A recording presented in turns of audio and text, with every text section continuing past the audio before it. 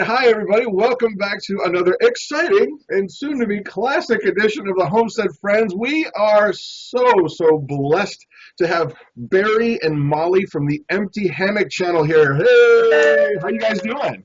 Good, doing awesome.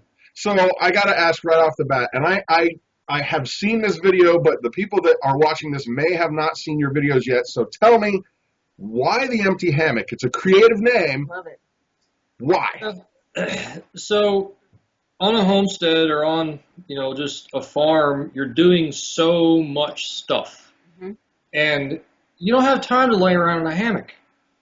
So if you don't have time to lay around in a hammock and lay around and be boring, then the hammock is going to be empty. So the empty hammock just sort of is encapsulating our entire existence here on the on the farm, because we don't have time to lay around.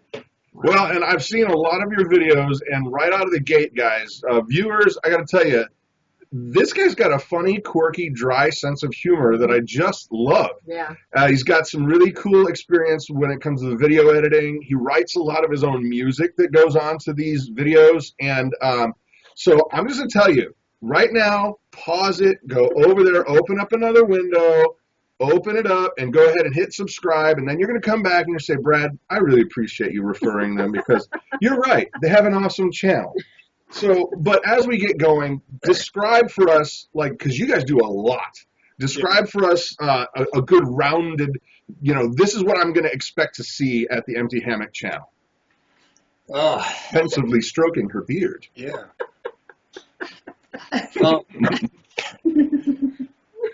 It's just random. It's like we're not trying to be one specific thing. I think we're just showing us. This is just who we are. So sometimes you'll see videos about the house that I'm rebuilding. Sometimes you'll see videos about the homestead and the animals and the food production. And sometimes you'll see me going to crawl into a cave.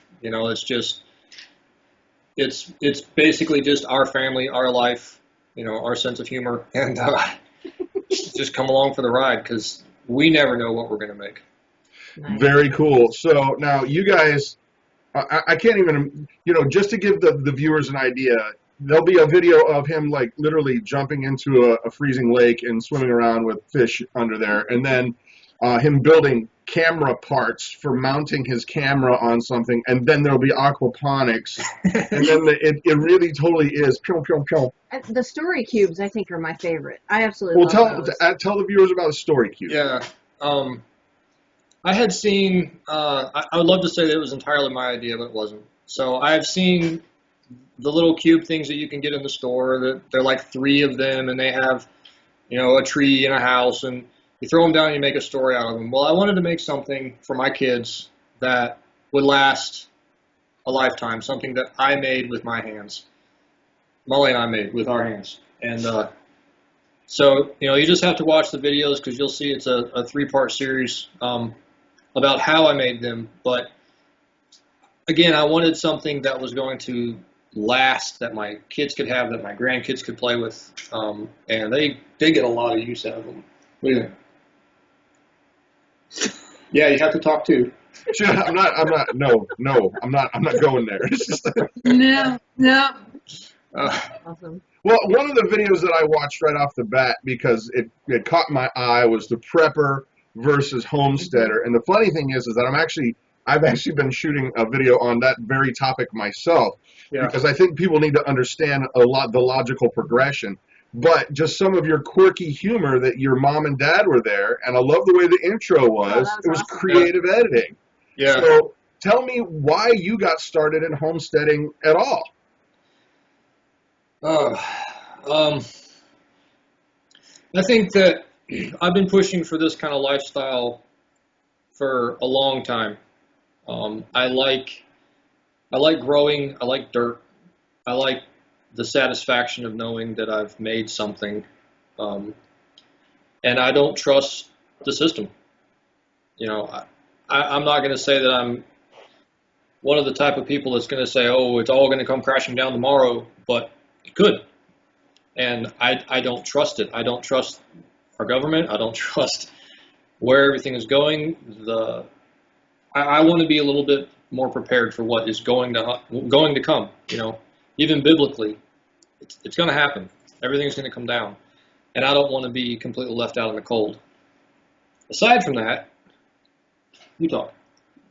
You're going to force me to talk. Yep. I think you can tell on various videos that he's a little bit ADD. So this lifestyle is not short on projects. Every time you get an idea to do something, at least your neighbors aren't right next to you going, "What in the world are you doing?" So we wanted a little bit more privacy, a little more space. Yeah. And yeah, we're definitely not the most normal people on the. You know, I don't think that the definition of normal is normal. I don't know anybody who you would go, yeah, that person, normal. Honestly, everybody's got their weird little quirks and stuff, and we just all somehow make it work all together. So, Molly, were you on board with this homesteading thing from the beginning, or did you know what you were getting into? Was he like this before you met him? Like this. I don't know. When I say like this, it's totally, I could be holding a mirror up to myself. Yeah, exactly. I don't know. 15 years ago, if you had said, do you think that you'll be, spending time on gardening and raising chickens and ducks and stuff, I don't think I would have called that at all. No. Yeah. But it's a great subject for the videos he likes to make, and the music he likes to make, and things he likes to build. At least he has a purpose and a point to his tinkering. You know, there's an aim, even if it doesn't work. I wish he showed more often the things he tried that were complete failures. I think we should spend some time. You know what? I honestly don't see why you don't. That would be just as entertaining as watching the successes.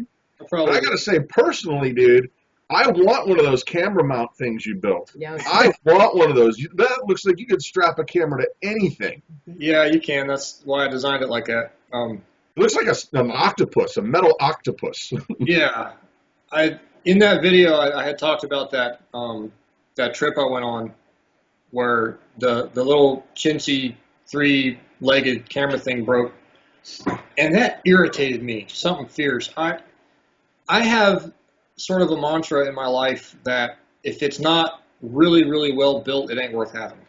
Mm-hmm. And that goes for everything. So when I get some plastic piece of junk and it breaks, I'm like, oh!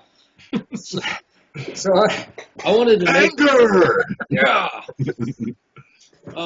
I wanted to make something that was going to last. Same with the story cube, same with the chicken tractor I made, same with my house, the way I'm putting it together, same with, everything else that I can think of. I don't like doing stuff twice, and I don't like having stuff break, especially, cheap Chinese-made junk, so, yeah, the camera mount was cool. And I can also animate it, too. If I do stop motion, I can, make it walk around and stuff. That'd be cool. Oh, neat. Yeah, man. That's neat. So now let's talk aquaponics, because you guys are into aquaponics. How did you get started, and what kind of learning curve was there? Oh, the death. The death? She's like wistfully looking off into Oh, the death. Yeah, there was a lot of death with that. Me laughing at that. The thing about aquaponics is you have got to be on top of it, because if you grow a garden and you screw it up, you're going to have a few dead plants. You're not going to have a good harvest, blah, blah, blah. You screw up aquaponics, you got to start over, all the way from scratch. Whoa. Wow. So all of the fish died. Well, not all of them. Some of them went outside into the big toad for a while to try and eat the bugs. To try to live, but we had a small system. The bigger the system, the more stable it stays. So the system that we actually have completely taken it down because it was so frustrating. we're just focusing right now outside, and eventually, if I can get the money together, I'm going to do a 3,000-gallon system, massive. Wow. Able to actually really put the time and effort into making it right, so that it's easier to do. But aquaponics is an incredible way of making food and fish. But you got to check the laws on tilapia because they're flat out illegal in a lot of states to possess. So watch your laws. Don't get yourself in trouble. But aquaponics is a lot of fun. But it can be so frustrating because you're dealing with live animals. You're dealing with all of the different, you got to check the water all the time. You've got to check all of your levels. And our water that we were using here at the house isn't potable. The stuff that we get out of the ground is so high in minerals. That's the problem we had. At the last house, we had a little sunroom, and the aquaponics worked great during the spring. It got a little bit too hot in the summer, and then in the fall it worked fine. And then when we tried to do that here indoors, in the spring it was good because the sun was coming through the window, but as soon as the sun got high enough, it was like we were having to keep that grow light on all the time.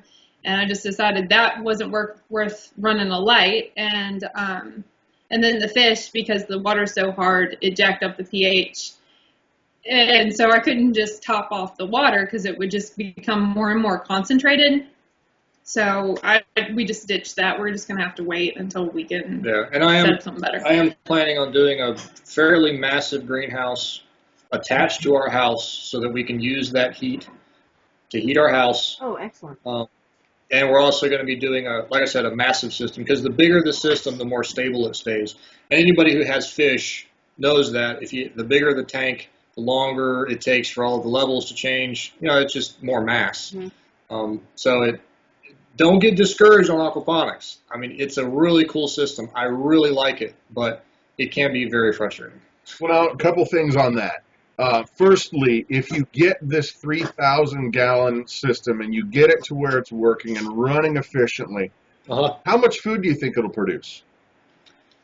All of the greens that our family would need pretty much year-round.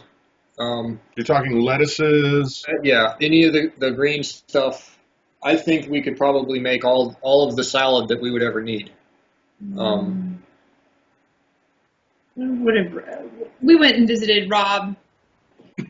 Big Little Brook. He has a dome aquaponics greenhouse. We met him on the interwebs and went up and visited during an open house. Yeah, his big open house thing that he had was pretty awesome. It's a Big Little Brook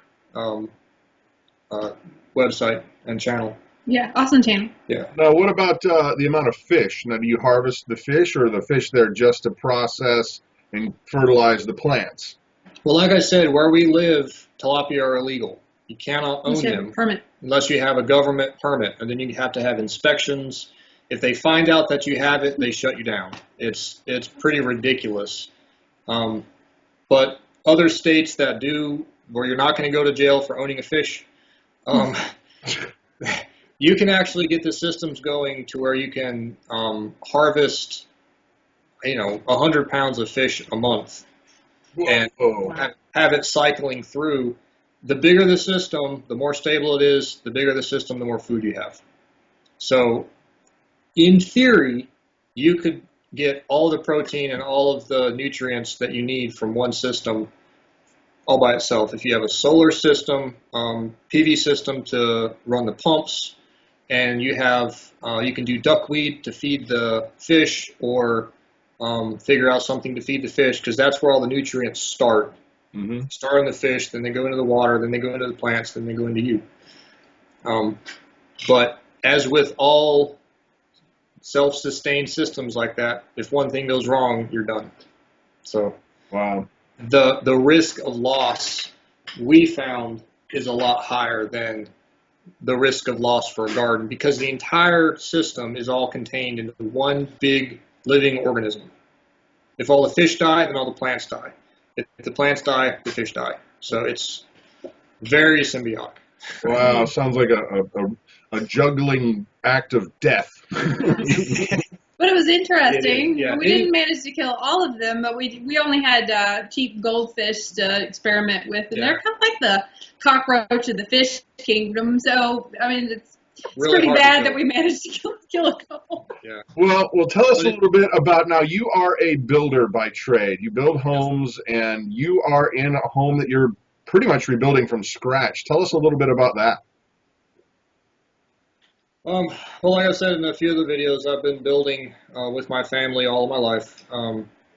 It's the only real trade that I know that I was actually taught. Everything else I've just learned on my own. So, I've built, I don't know how many houses with my family. Back when I was a teenager, I was actually working for them, so it's where I learned everything. And then this house, we bought. Well, our realtor friend, bless his heart, that's a Southern thing. Oh, it means you're an idiot. yeah. Well, no, he's great, but he told us that we got a good deal on the land and a free house. Gotcha. A unique fixer-upper opportunity. Well, It's. So we found the house outside of him. He just commented on it. Yeah. It was built, well, a section of it we think was built early 1900s. No, 1880s probably. 1880s. It's probably 2 bedrooms or 2 rooms to begin with a front door and a back door that were, 14 feet apart. Yeah. And then there's been addition before we even got it. Some of them I'm pretty sure were probably up around the Depression because of what they used to put it together. Like, they would make a stud wall out of like 4-inch long pieces of wood all the way up. And I'm not joking. I mean, it was literally just little pieces. There was some stuff in the house that, I mean, I've been doing this all of my life. I'm like, what? Huh? So it has been an exercise in faith and an exercise in not just burning the place to the ground and moving on. Because, it did not have a septic system at all. When we got it, it had an old cesspool that was about half collapsed in. All the lines were backed up to the cesspool, so the people that were living here were just doing their thing in a grocery bag and tying it up and throwing it into the barn. Yuck. Wow, that's powerful. Oh. That draws a mental image. Yeah. That sounds like a really nice cleanup job. Yeah, the people that were here were pack rats, hoarders.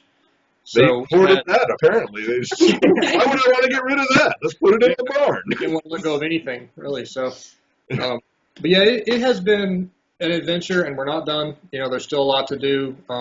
Here in a couple days, I'll be pouring another slab to try to finish off another room.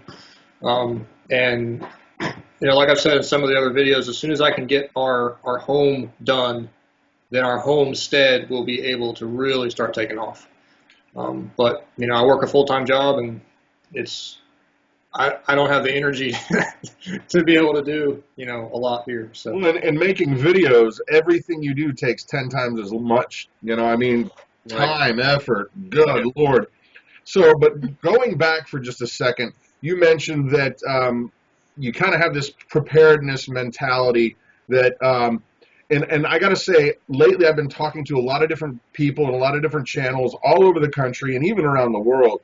And it's unanimous that everybody who is, I guess I would call it either awake or switched on, or people that are in tune to the spirit, are all in agreement that they can't really put their finger on it, but they know something's wrong on a major level, number one. And number two, they feel like something, and I would call that God for me, absolutely, that God is prompting me to do everything I can absolutely do to get prepared to provide for my family, and not only my family, but the community of folks around us. Right. Now, have you been feeling that too, or is that just Brad on his weird old... No, I've... Hi! I've felt that for a very long time. I think we both have been pushing toward trying to get ready for ... We don't know. And I think that there's a certain amount that you can do, and I talked a lot about that in that collaboration video I did with my parents. There's a lot that you can do to try to get ready, and then after that, you just say, "Okay, God, take it." There's nothing else I can do. I've stored food in my storehouse, and the rest is up to you, because the Bible says that it's going to suck. That is summation 101 for Revelation. Yeah. This is going to suck. Brace for impact. That's awesome. So, all we can do is just prepare for whatever and try to have enough to be able to feed us and our family and any immediate family that we have that's in the area. But, if it comes to, if the government wants to come in and take over, there's not a whole lot we're going to be able to do. Look at history, Look at what has happened in all of the other countries that have had a government takeover, Doesn't end well. Yeah, so I'm not going to say that, we're ready for anything because we're preppers and we're prepared. I'm going to say I think that we're doing our duty to be obedient to God, to serve Him, to prepare for our family, to get together what we need to survive, and enough to share and enough to be able to say, God, you're in control. If they kill me, make it quick. I can't think of a better way to round out this interview, but before we finish up, to the people that are on the fence, the folks that are watching this going, man, I feel like I really should be getting, some skills. I feel like I should be probably setting aside some food. You just laid out the overall picture. What is your exhortation to them? Like, let's say you're talking to them one-on-one. Tell them why they need to get ready. Read Revelation 6:9. It's going to get really, really difficult, especially for Christians, especially for people who love Jesus. And you cannot just sit around. You cannot just say that, the government's going to take care of us, or, my one tomato plant is all I need, or I'm just going to keep watching Justin Bieber videos and hope everything's okay. Look at history, read history, and find out what has happened, and the way that the government has taken food away from people, the way that they have come in and actually removed the food from their houses to be able to spread it around. There's a lot of history, and it's cyclical. It's going to happen again. And if you're a Christian, that means you believe in the Bible, and if you believe in the Bible, there you go. Well, I'd like to add, too, that Christian or not, it's coming. Mm-hmm. Right. And we who are believers, I think we have a special responsibility to wake up as many folks as we can. Exactly. Absolutely. So as we round out the night, guys, Barry and Molly, thank you guys so much for taking time out. And I got to say, folks, go to their channel, just click subscribe. You're going to go, he is quirky and funny. I like that guy. And you're going to thank me, and everybody will win. So as we say goodnight, you guys have the final word. So good night, everybody. What? I don't know. Molly, take it. Say something smart. I have nothing. All right. Don't you love it when they put you on the spot like that? Go. That's why I said the best thing about Barry's videos is that I can tell him if I'm in them, I don't like that part. Edit it out. And she does a lot, believe me. All right. Well, thank you guys for coming on to a Homestead Friends. We really do appreciate it, and we wish you all the best. And go over there, flood them, subs, likes, and then. But I do expect you viewers. This is not a free ride. I want you to actually mock him. I want you to go over there and just tease him, like, that beard is hideous. Or I can't believe you did it that way. Even if it's not real, it'll just make me feel better about being fat and ugly and stuff. So. Yeah. So, anyway, you guys have an amazing night, guys. All right. See ya. Bye.